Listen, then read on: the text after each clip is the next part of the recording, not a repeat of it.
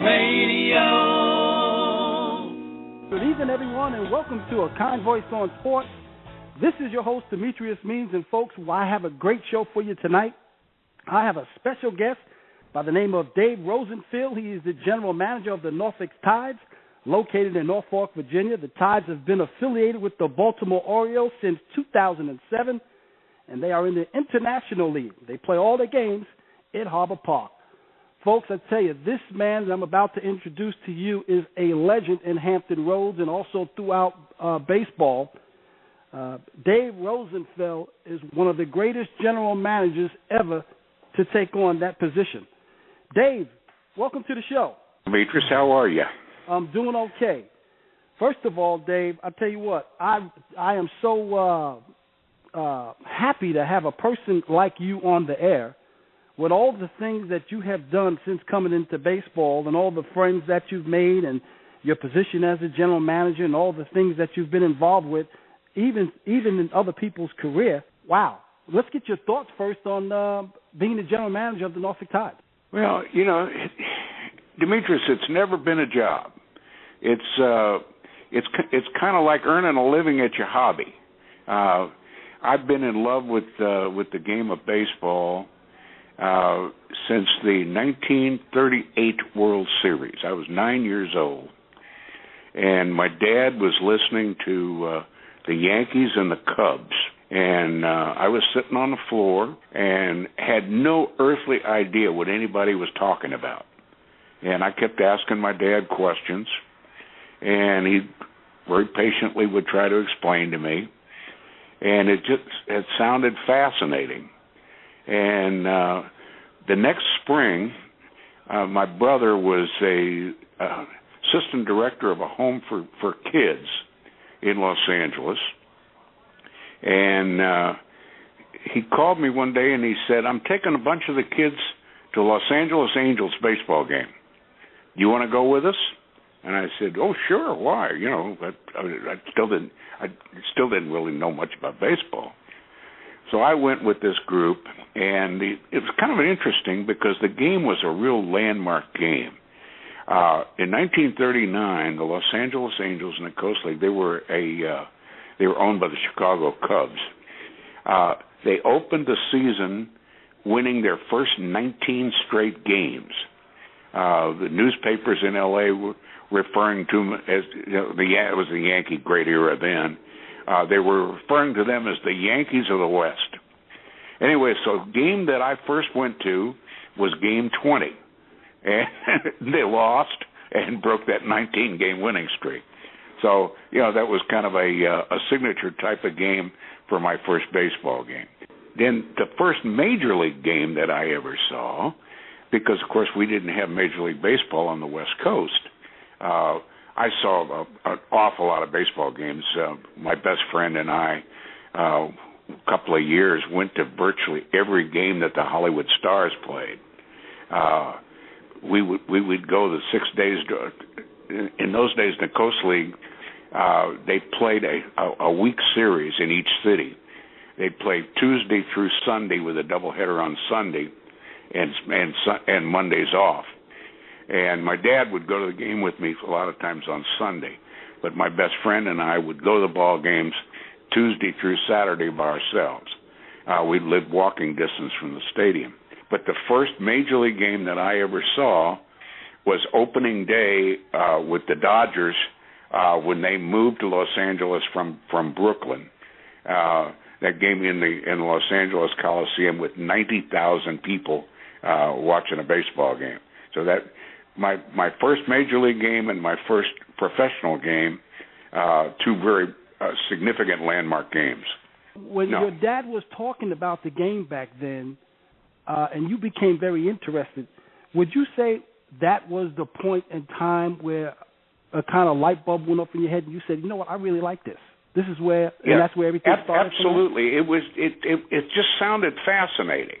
And, you know, again, the Yankees were a great team, and the Cubs had won the pennant in a very exciting manner.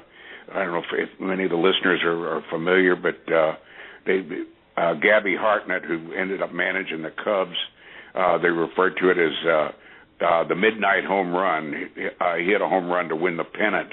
And I think it was already dark. And of course, in those days, Wrigley Field didn't have lights, and that's how the Cubs got into the World Series in '38. You're listening to A Kind Voice on Sports. Demetrius Means, your host. I'm talking with Dave Rosenfield, the former general manager of the Norfolk Tides. Now he is the vice president, senior advisor. And Dave, I wanted to go back to your career as a general manager. You arrived in 1962, and you served as a general manager since 1963 with the Tides. Did you think that it would last that long, almost 53 years? I'm not sure that I thought I'd last that long, let alone the job. But before I came here as a general manager, I had been a general manager for 6 years prior to that. I started in Bakersfield, California, in 1956. I was there for 5 years. And then I was general manager of the Topeka Reds of the 3I League in Topeka, Kansas, in 1961. Before I came here, and the game has changed, Demetrius. The job and the whole world of minor league baseball has changed so radically. When I started, my first 5 years in Bakersfield, I did not have a single full-time employee other than myself. I had a lady that came in and ran the concessions on game night. I had a guy that came in and handled the tickets on game night. And I had the usual part-time people, ushers and gate ticket takers and that kind of thing. But I did all of the accounting, did all of the checking of all concession equipment and concession stand sheets every night. In addition to that, my first year as a general manager, I ended up coaching third most of the season. Played in a game or two. In those days at the minor league level, our rosters were 16 or 17 players, and so that everybody had the real players had to all play a second position. The backup catcher had to be able to play the outfield or infield. Oftentimes, one of the pitchers served as a pinch hitter when we needed one. Also, in those days, it was a very interesting concept because at the low levels, we had a salary limit of how much we could pay the entire team, not individual. As I recall, we had 16 or 17 players, and our total payroll for the month had to be under $4,000. And the one thing that we all did, we all had playing managers. Because if your manager was one of your 16 or 17 players, his salary didn't count against that limit. So every team had a playing manager. And that's how we tried to stay under the limit. And to be perfectly honest with you, I think everybody cheated. They paid guys under the table and so on. But the game, and we got very little help, if any, from our major league clubs. And the club that I ran, my first year, we were totally independent. So my manager and I signed all the players. We were both from Southern California, so we knew a lot of the kids that played down there. And the year before, I had been playing. I was in college the year before, and playing semi-pro baseball.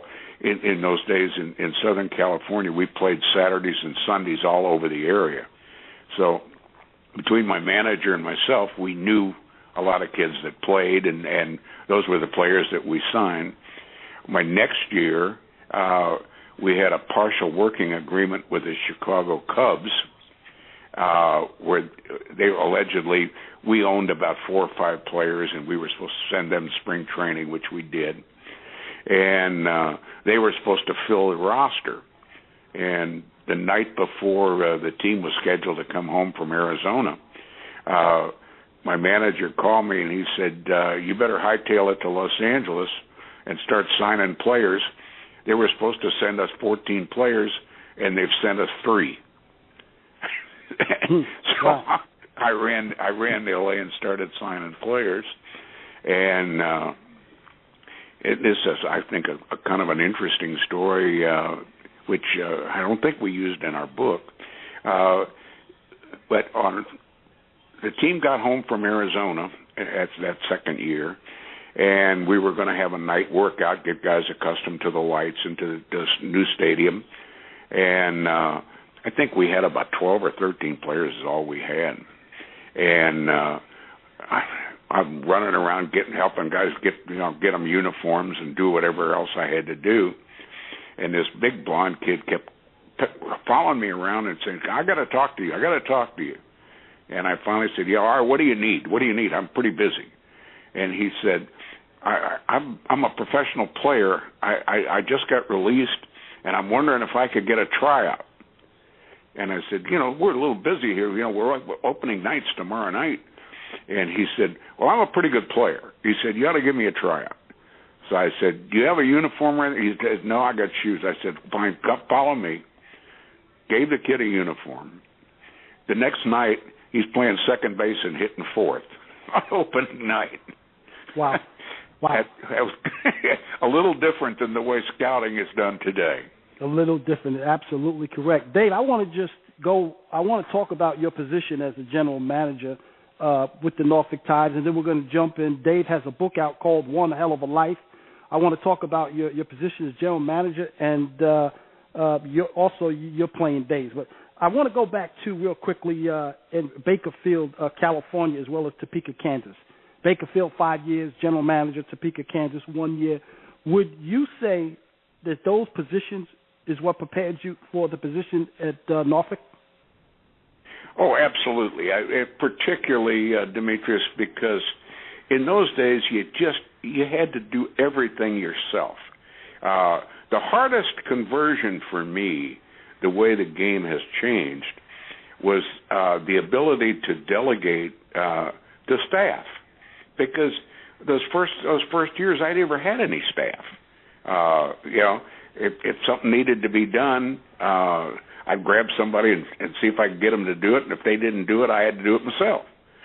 But it was great experience because I learned how to do everything there was to do in a ballpark. And so consequently, down through the years, nobody that's been on one of our staffs can say to me, you don't know anything about that. You don't know how hard that is. And there's nothing in the ballpark that I haven't done. I mean, from the groundskeeping to emptying trash, and counting empty bottles in a concession. Would you say with all of these things that you did at the ballpark, as well as being the general manager, would you say that's why you were so successful as a GM at Norfolk? I think that's a lot of it, because there's nothing that I didn't know something about. And if in any business, if you know what you're supposed to do and you got a decent work ethic, you got a chance to be successful. And one of the key parts of running a baseball club at the minor league level, for people that don't know, the major difference between being a general manager at the minor league level, and particularly today, and being a general manager at the major league level, the general manager in the major leagues is not what really you would call a general manager. He's a director of player personnel. Most of the general managers at the major league level don't know anything about how to run the concessions. Most of them don't do the negotiation of a radio contract or concession contracts, that kind of thing. Those are done by assistant general managers or business managers or vice president of business affairs. Those are the people that do those things. At the minor league level, particularly in the early days, you had to do everything. today the general manager still negotiates radio contracts. We do not have much to do with the signing of players and who plays on the team. We are truly at the minor league level. We're business people, and probably the key to being successful at the minor league level today is managing the staff and the ability to sell, and that's selling season tickets and sponsorships and advertising and radio contracts and or TV contracts if you be fortunate enough to have a television contract. And with that being said so well, Dave, we have to take a break, but I want to get this question in before we take a break. With you bringing that to the forefront, what was the best thing about being the general manager that you liked, and what was the least thing that you disliked or did not like? You know, this may sound funny. The thing that I've always hated about this job, when the season ends, when you're so used to the crowd being there, and you're dealing with the players, and you're dealing with the press, and you're dealing with the fans, and then all of a sudden the season is over, and the ballpark is empty. And if you really love the game and you love your job, that's a very, very lonesome time. There's really, Demetrius, I got to be honest, there's not much about this job that I don't like. I don't think I would have stayed in it for, close to 60 years if I didn't like everything about it. People wonder if I'm going to retire. I said, if I didn't get up in the morning and go to the ballpark, I don't know what I'd do with myself. Wow, that's fantastic. We're going to have to take a break, Dave. I want you to hold on to the line. Don't go anywhere. You're listening to A Kind Voice on Sports with your host, Demetrius Means. I am talking with Dave Rosenfield. He is the former general manager for the Norfolk Tides, now the vice president senior advisor. We're going to take a break. We'll come back with more with Dave Rosenfield right after we pause for the cause. A Kind Voice is a call-in line that lives upstream from depression hotlines. You don't need to be experiencing a crisis to call us. Our volunteers take calls on a book you read, a movie or game you saw, or just about anything you'd like to discuss. Call 800-876-2399 to speak with A Kind Voice. Our volunteers aren't professional counselors. They're kind voices who are here for you. Call 800-876-2399 or visit us at akindvoice.org. Your sister has a birthday. She's 39 again. Get her something special. You know she's your best friend. Your father is retiring after all these years. Show him just how proud you are in front of all his peers. Let us write you a song. They'll hear a kind voice and you know they'll want to sing along. Let us write you a song. It's coming from the heart and you know that can never be wrong. Your friend is gonna graduate, she finally made it through. Why don't you give her something special now? It's such a sweet thing to do. If your anniversary's coming up, or you and your bride, let her know what it means to you to have her there by your side. Let us write you a song. They'll hear a kind voice and you know they want to sing along. Let us write you a song. It's coming from the heart and you know that can never be wrong. Be it a birth or birthday, a wedding or wedding anniversary, to celebrate a coworker's years of service or to honor a dear friend, we'll create the perfect song for your special person or occasion. For more information, please visit the Song Request tab at akindvoice.org or call us at 800-876-2399, extension 99, and we'll get started. Let us write you a song. They'll hear a kind voice and you know they'll want to sing along. Let us write you a song. It's coming from the heart and you know that can never be wrong. Let us write you a song.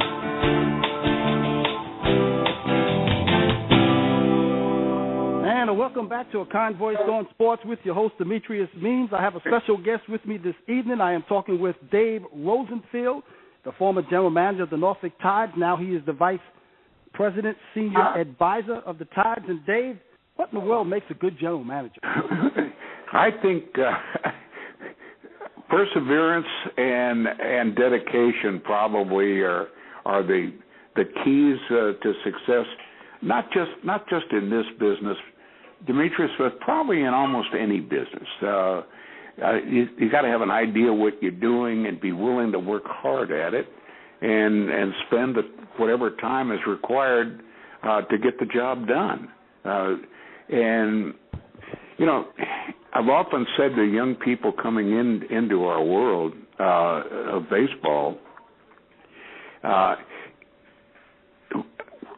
them why they want to do it. And, you know, if it's just because they love the game, they think they're going to see a lot of baseball games, they got to understand that for the first many years of their career, they're probably not going to see many baseball games because that's when they're going to be working the hardest, when you got fans in the ballpark and you got to do whatever your particular job may be for that day.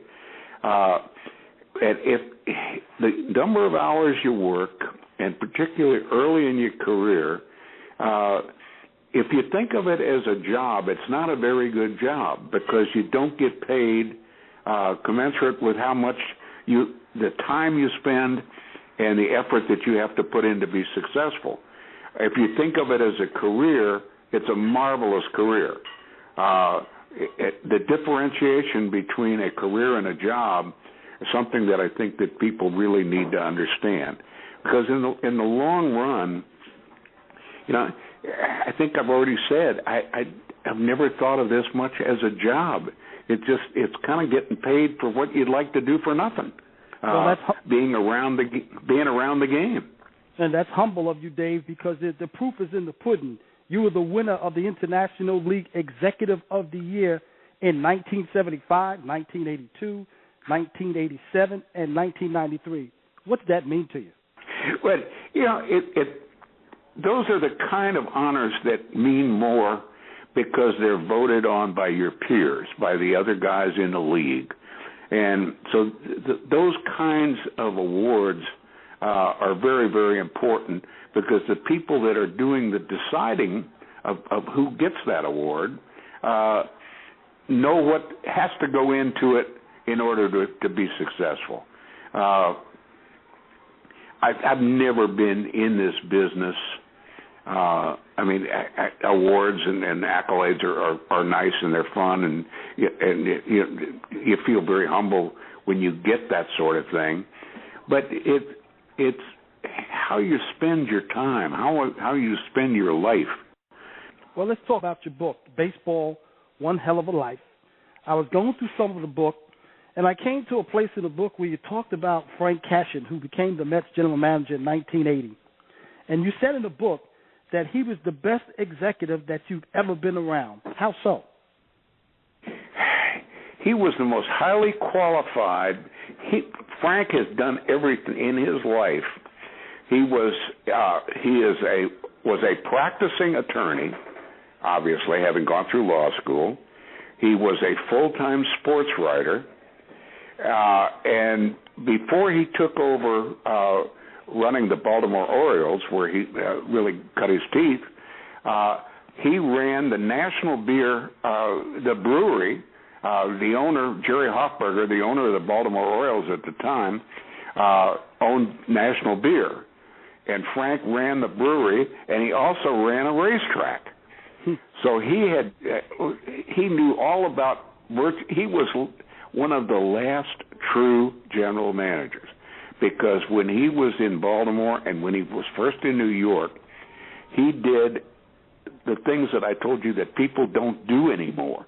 He negotiated TV contracts. He negotiated concession contracts.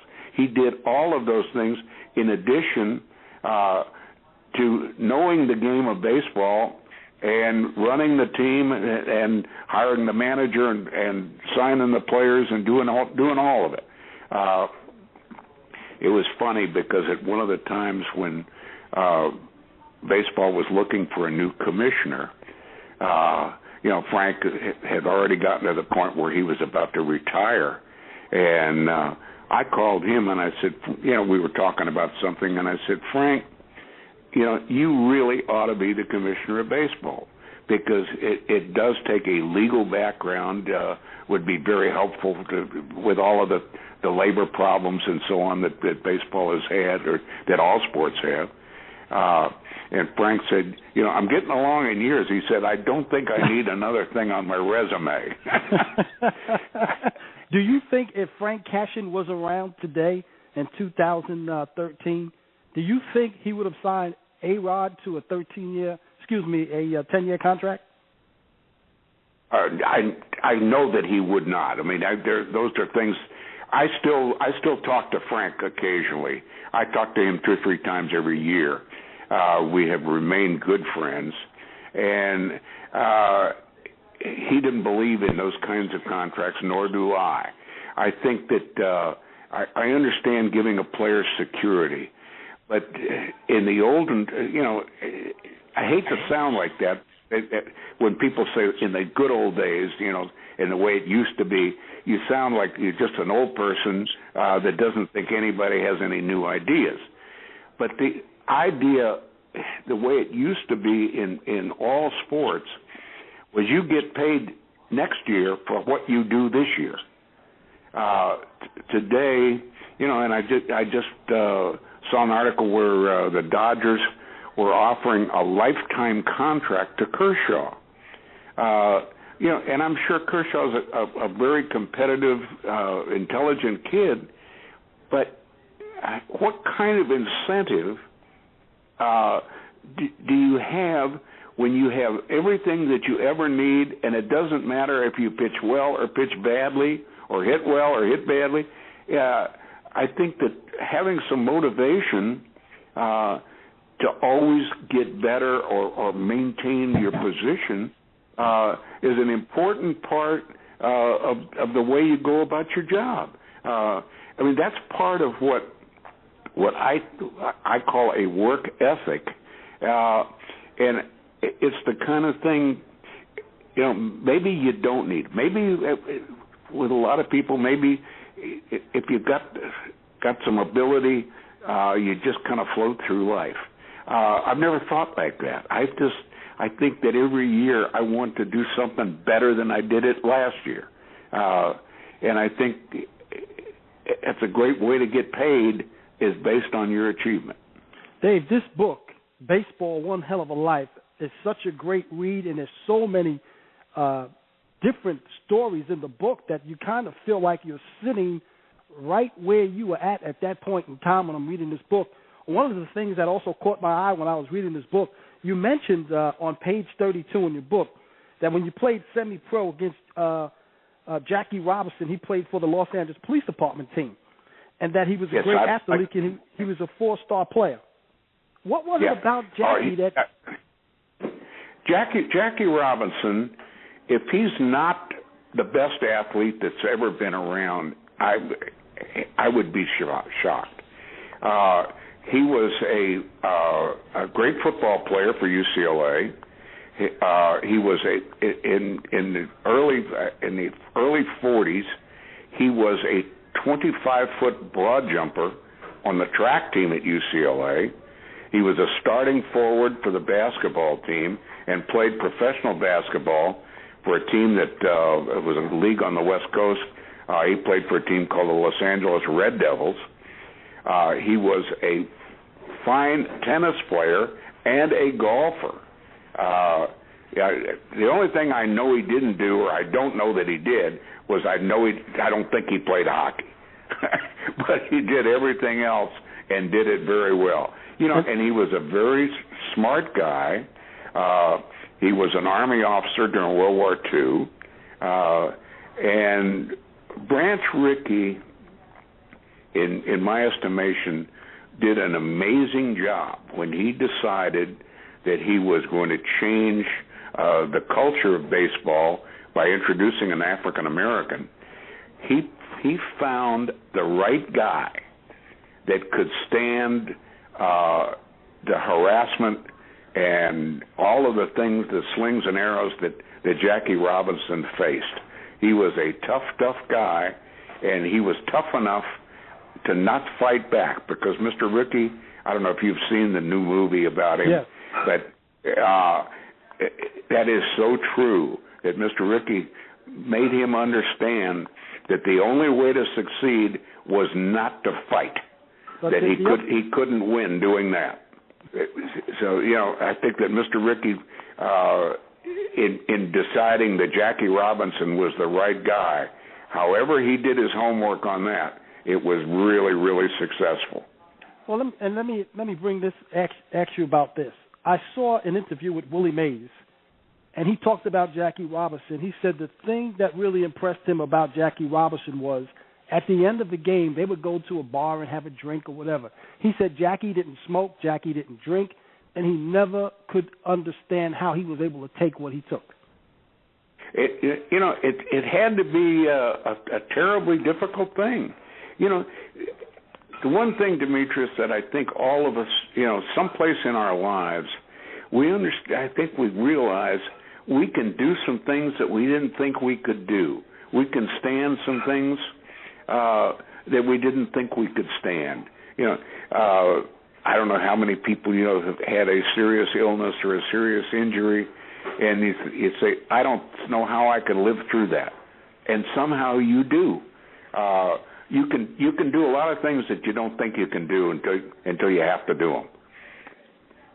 Dave, it seems to me in this 2013 that there are less African Americans playing baseball when it seemed to be more to me in the 70s and the 80s.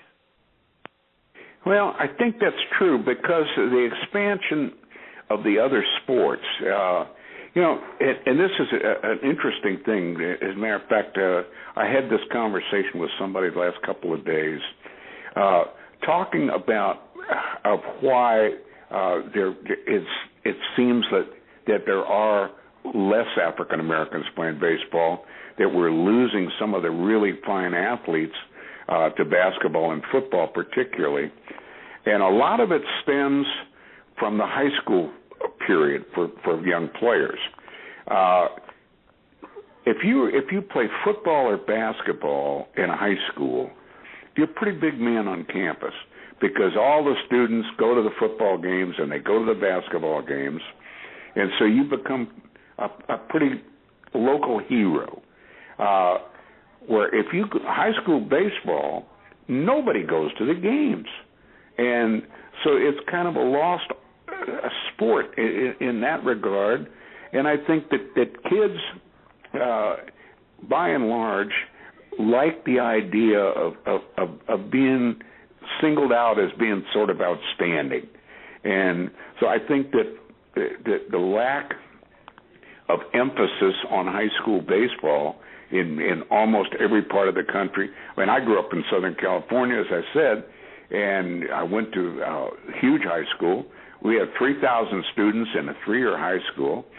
And if we had 10 people at a high school baseball game, it was a lot. Football game, everybody went. Basketball, everybody went. Baseball, nobody went. And I think that has steered a lot of youngsters away from baseball to something where they get a little more place in the sun. Dave, in your many years of baseball, you have touched so many different lives. You've come across so many people throughout the many years. In your book, Baseball, One Hell of a Life, I want to get your response to this.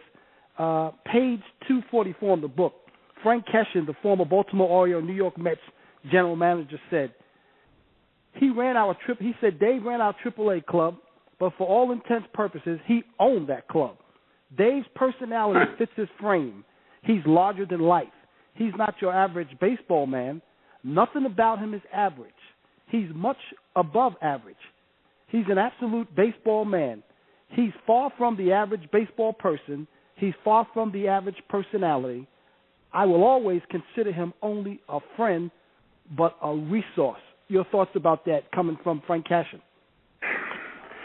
Well, if there's, again, it's so important in your own ego to be respected by people that you respect, and those words from Frank Cashen mean more than I can really say, Demetrius.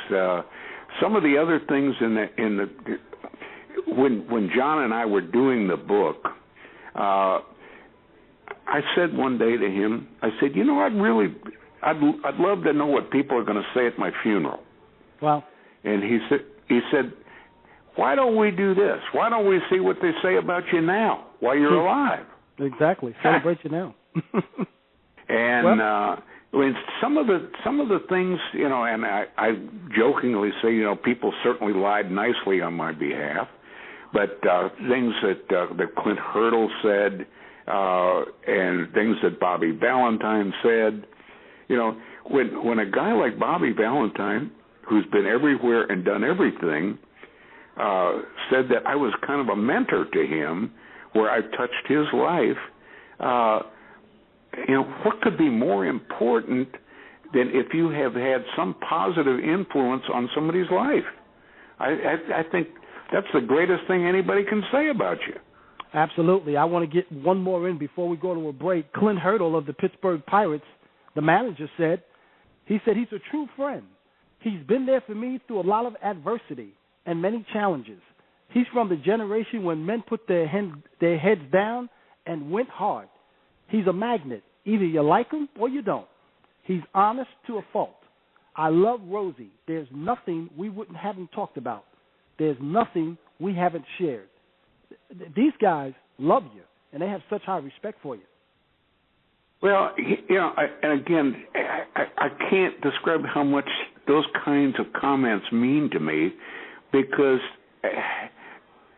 those kinds of friends are so important, and people that have had the success and the exposure to the world that Bobby and Clint and Frank Cashen have had, and if I have been that important in their life, then my time on earth here has been pretty darn important. And the other thing along the line, and you'll see a lot of this in the book,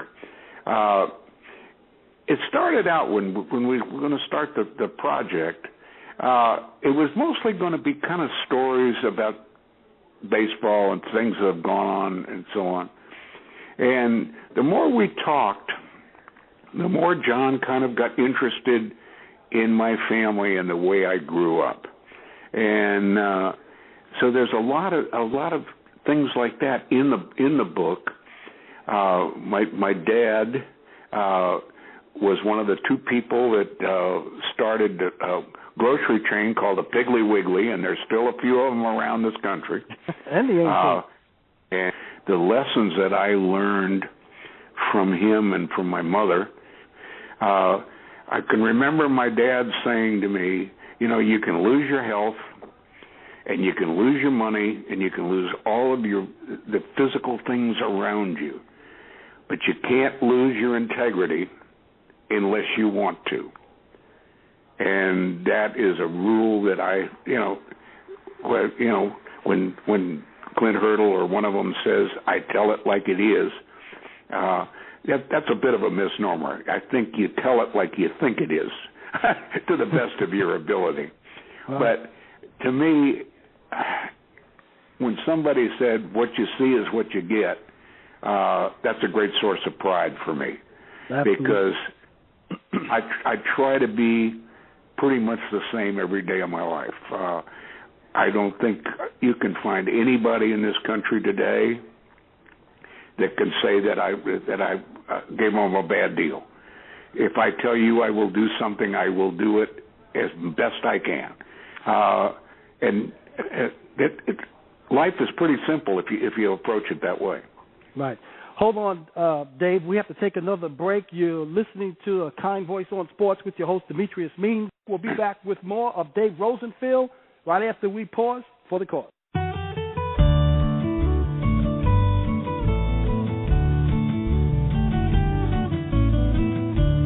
Zachary Aaron, welcome to Brooklyn. Everybody's happy that you came. Zachary Aaron, life here in Brooklyn will never ever be the same. Hey little one, hey little one, hey. Hey little one, hey little one, hey. Will you sing like a bird? Will you swim like a fish? Will you do all the things that your mom and dad wish? Whatever you do, just be you.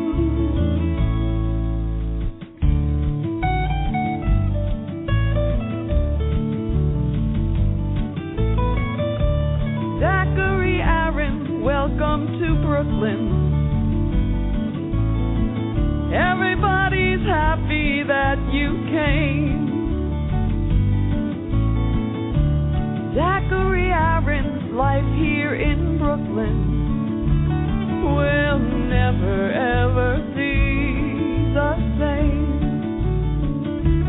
Will you run like the wind? Will you stand like a tree? Will you write a great book? By the time you are 3, whoever you are, you're a star.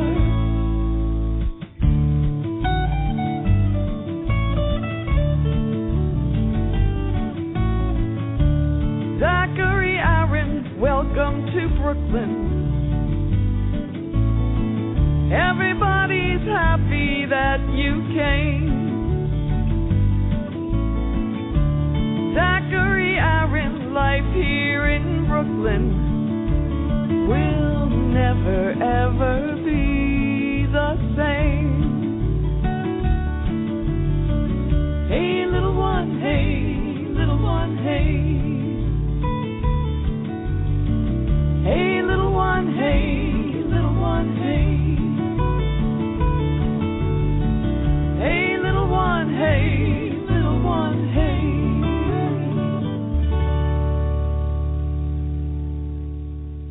The Zachary Aaron song you were just listening to was written and sung by Sandy Kimmel to welcome Zachary Aaron to the world. When he was just beginning to talk, Zachary announced to anyone who would listen, "Hi, I'm Zachary. I'm from Brooklyn. They wrote a song about me." What a cool feeling. What a cool story. Our kind voices will write a custom song for a special person or occasion in your life, be it a birth or a birthday, wedding, a wedding anniversary, a tribute to a friend or coworker. We'll write the perfect song. What better way to lift the spirits of a sick friend than to present them with the gift of music? These songs will spread positive energy, and part of the proceeds will help raise funds for our work at A Kind Voice. We're happy to do a lighthearted song as well. Anyone who can use A Kind Voice at your company, your softball team, in your family, or maybe you need a personal theme song. Whatever the case, whatever the cause, we can write you a song. For more information, go to the Songs tab at akindvoice.org or call us at 1-800-876-2399, extension 99. A Kind Voice Radio. And welcome back to A Kind Voice on Sports. This is your host, Demetrius Means. I have a special guest with me this evening, Dave Rosenfield. He's the former general manager of the Norfolk Tides. Now he is the vice president and senior advisor. Dave wrote the book, Baseball, One Hell of a Life, and what a story it is, folks. You have to get this book. Before I get to my next question, we have Dave Levins on the line. He's got a question for you, Dave. Go ahead, Dave. Hey, Dave. As players have come through Norfolk, did you have any relationships with some of the players that are more memorable? Well, absolutely. Not just players, but the managers. I mean, that's how Clint Hurdle and I got close. Clint was at the bottom when he got released for like the third time, and the Tides picked him up. We were with the Mets at the time, and his life was in a bit of a shambles. He was having problems with his second marriage. There was all kinds of stories that he was not a good guy, and one thing and another. And Clint Hurdle, for those that don't know, Clint Hurdle, when he signed his first contract with the Kansas City team, he was on the cover of Sports Illustrated. He was going to be the next Mickey Mantle or whatever the greatest was. Clint never really quite achieved as a player all of the things that people expected him to. But anyway, his life was at a low point, and he and I somehow really struck a chord. And he would come and sit in the office, and we'd talk, and we got to know each other well. And when he got back to the big leagues for a while, and they came back and played for the Tides again. And then when his career as a player was about over, the Mets wanted him to manage at the minor league level, and he was not sure that he wanted to. And I pretty much talked him into it, because I told him, I said, the one thing is, it's an opportunity. You are going to be a very good manager because you are a good person that knows how to communicate.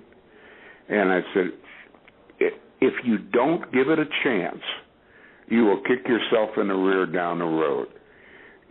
If you go ahead and try it and you find out you don't like that kind of life, then you've lost nothing but a couple of years.